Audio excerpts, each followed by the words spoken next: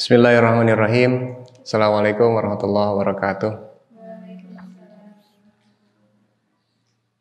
Alhamdulillahilladzi arsala rasulahu bil huda wa dinil haqq liyudhhirahu 'ala dini kullihi walau karihal musyrikun.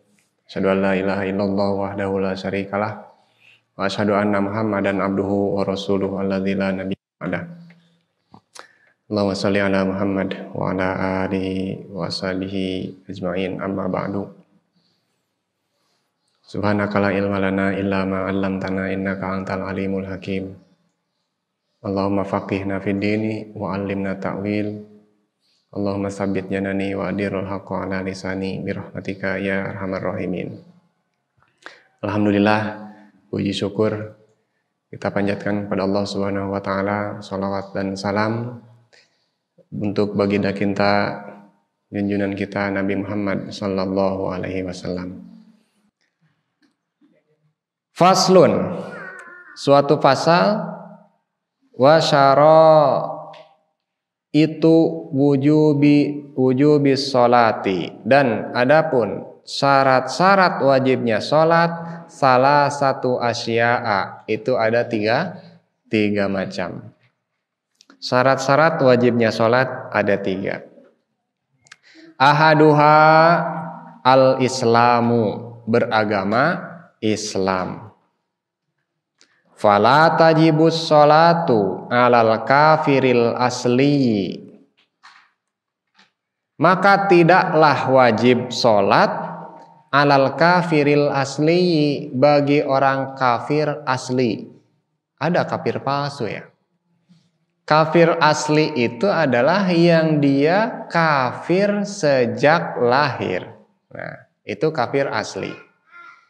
Berarti kalau ada orang muslim terus masuk kafir, itu bukan kafir asli namanya. Tapi bukan kafir palsu. Kafir nama asli, kan murtadin namanya. Nah, ini tidak wajib sholat itu untuk kafir yang asli, tulen. Ada labelnya. Produk asli. Wala yajibu alaihi qada'uha, dan tidak wajib atasnya untuk mengqadha. Idza aslama, seandainya suatu waktu dia masuk Islam. Jadi seandainya jika ada orang terlahir dari keluarga kafir, kemudian dia tumbuh dengan kafir, lalu pada usia sekian yang sudah melewati batas taklif, kemudian dia masuk Islam. Nah, ketika kafir dia tidak wajib sholat.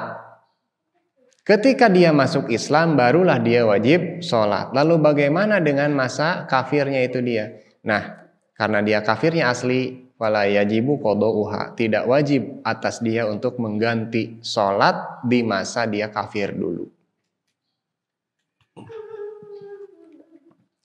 Wa amal murtadu fatajibu alaihi sholatu qada'uha.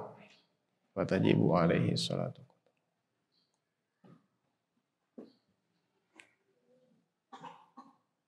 Adapun orang yang murtad, nah kalau orang murtad berarti kan dia sempat muslim. Dia adalah orang muslim, kemudian dia murtad. Ketika murtad dia tidak melaksanakan sholat. Setelah beberapa waktu kemudian dia masuk Islam lagi, fatajibu alaihi sholat qada'uha, maka wajib atas dia untuk mengqadha sholat di masa ketika dia kafir. Nah. In ada ilal Islam, ketika dia masuk kembali pada Islam, dia wajib mengganti sholatnya semasa ketika dia murtad. Nah, itu beda antara kafir asli dan kafir murtad. Wasani, yang kedua, al-bulughu, balig. Fala tajibu ala sobiyin wa sobiyatin, maka karena wajib sholat itu bagi orang yang telah balig, maka tidak wajib bagi sobiyin wa sobiyatin, bagi anak kecil laki-laki dan anak kecil perempuan yang belum balik. Lakin yu'maroni biha ba'da sab'i sinina in hasolat tamyiz biha. Tapi harus yu'maroni. Nah, anak-anak kecil itu diperintah untuk melaksanakan sholat ba'da sab'i sinin, setelah sampai usianya 7 tahun. Jadi ketika mereka usia 7 tahun, itu mereka tidak wajib sholat karena belum balik. Tapi harus diperintah. Maka kewajiban ini jatuh pada orang tua, yaitu kewajiban memerintahkan sholat pada anaknya di masa usia semenjak 7 tahun. In hasolat tamyiza, jika ketika anak ini sudah bisa membedakan mana benar, mana yang tepat, mana kanan, mana kiri, bagaimana berwudu, bagaimana gerakan sholat. Nah, artinya anak ini mempunyai akal yang sempurna gitu. Maka wajib orang tuanya untuk memerintahkan mereka sholat di usia mulai 7 tahun. Wa illa fa ba'da tamyiz. Tapi ternyata anak ini setelah usia 7 tahun, 7 tahun setengah, 7 tahun lebih, ada yang pergerakannya pertumbuhannya lambat. Dia susah, dia tidak bisa diperintah untuk sholat, tidak paham sholat, bagaimana sholat segala macam ini. Tergantung perkembangan anak. Maka menurut musonib, fa illa wa illa fa ba'da tamyiz. Maka kalau begitu perintah sholat dari orang tua kepada anak tersebut adalah nanti setelah anak itu perkembangannya cukup pada dia bisa membedakan atau bisa berpikir gitu. Wayud robani ala tarkiha ba'da kamali isri sinina. Wayud robani, dan hendaknya mereka diberikan pelajaran yang lebih keras lagi. Salah satunya dengan cara fisik. Nah, ketika mereka meninggalkan sholat ba'da kamali asri sinin, setelah mereka sempurna 10 tahun. Ada anak kebanyakan, anak rata-rata di usia 10 tahun itu dia belum balik. Tapi wajib orang tua mendidiknya untuk sholat dari usia 7 tahun, memerintah sholat dari usia 7 tahun. Kemudian ketika anak itu ternyata di usia 7 tahun belum tamyiz, maka ditunggu sampai dia tamyiz. Kemudian jika sampai anak itu sampai 10 tahun, maka tingkatannya naik. Artinya ketika anak itu diperintah dan tidak melaksanakan atau meninggalkan sholat, maka boleh dianjurkan untuk menggunakan pendidikan yang bersifat fisik dengan cara dipukul pada bagian-bagian yang tidak dilarang dan tidak meninggalkan bekas serta tidak mengakibatkan cacat. Wasalis, adapun syarat wajib yang ketiga adalah al-aqlu, berakal, sehat. Fala tajibu ala majnunin, maka tidaklah wajib sholat itu bagi orang yang majnun, gila. Nah, permasalahannya adalah sifat atau kalimat al-aqlu ini sering disandingkan atau lawannya adalah ghair akil, itu majnun. Tapi kasus di kita mungkin ada kebanyakan yang ghair akil itu bukan gila. Contohnya adalah pikun. Nah, kalau kita punya orang tua pikun, akalnya tidak berfungsi dengan baik, itu tidak sah dayak disebut sudah gila orang tua kita, tidak, pikun saja. maka kedudukannya adalah ghair akil walaupun bukan majnun.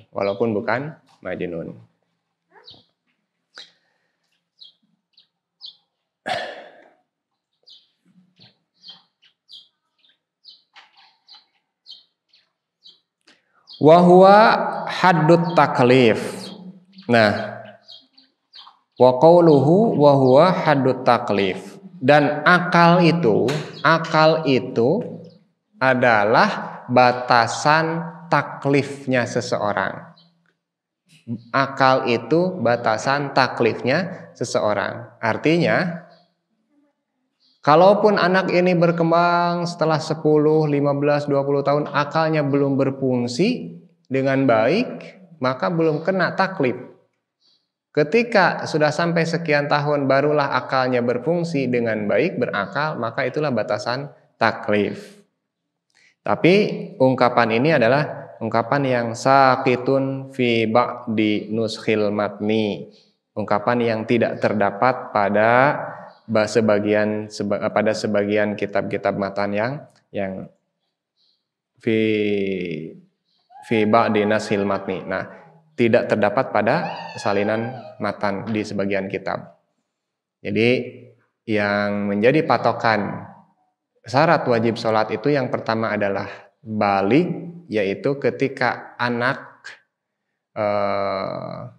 kecil, laki-laki ataupun perempuan sudah mencapai usia baligh. Kalau laki-laki itu dengan ihtilam, ataupun ketika dia mengeluarkan mani baik ketika ihtilam, ketika mimpi ataupun secara disengaja. Dan bagi anak perempuan ketika anak ini telah haid. Nah, ini relatif tergantung perkembangan anak, ada yang ihtilamnya lebih cepat, ada yang lambat. Begitupun anak perempuan, ada yang haidnya lebih cepat, ada yang lambat.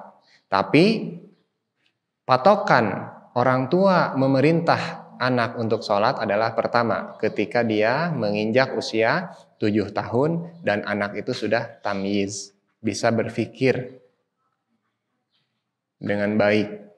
Tapi kalaupun misalnya anak itu setelah 7 tahun, 8 tahun masih belum bisa berpikir dengan baik, artinya perkembangannya lambat, maka batas perintah orang tua memerintahkan anak sholat adalah ketika dia mampu tamyiz. Kemudian setelah sampai anak itu 10 tahun, maka tingkat pendidikan dari orang tua dinaikkan lebih keras lagi dengan diperbolehkan orang tua memukul anaknya jika anaknya meninggalkan sholat. Yang kedua, yang pertama itu adalah Islam, yang kedua baligh, yang ketiga adalah berakal sehat. Nah, berakal sehat bukan berarti dia tidak gila saja. Nah, berakal sehat itu dia normal, satu tidak gila, yang kedua tidak pikun. Ada orang itu tidak gila, tidak pikun, tapi ketika dia hilang ada orang yang berpenyakit sampai lang-lang ling-ling gitu. Apa ya Pak namanya? Gila sakapeng lah gila. Walaupun sakapeng tetap gila. Ya, kadang kita terlalu miris, terlalu sadis ketika memvonis seseorang itu gila, padahal orang itu terkadang dia normal, terkadang dia akalnya tidak berfungsi. Tapi nggak mau disebut gila. Makanya prinsipnya adalah mau gila mau bukan, yang penting adalah ketika akalnya berfungsi dengan baik maka wajib baginya sholat. Itu saudara-saudara sekalian yang bisa saya sampaikan pada kesempatan ini. Mudah-mudahan kita semua dianugerahi kesehatan, afiah dan barokah dari Allah Subhanahu wa taala. Terima kasih, mohon maaf atas segala kekurangan. Aqulu qouli hadza wa astaghfirullah li wa lakum. Wassalamualaikum warahmatullahi wabarakatuh.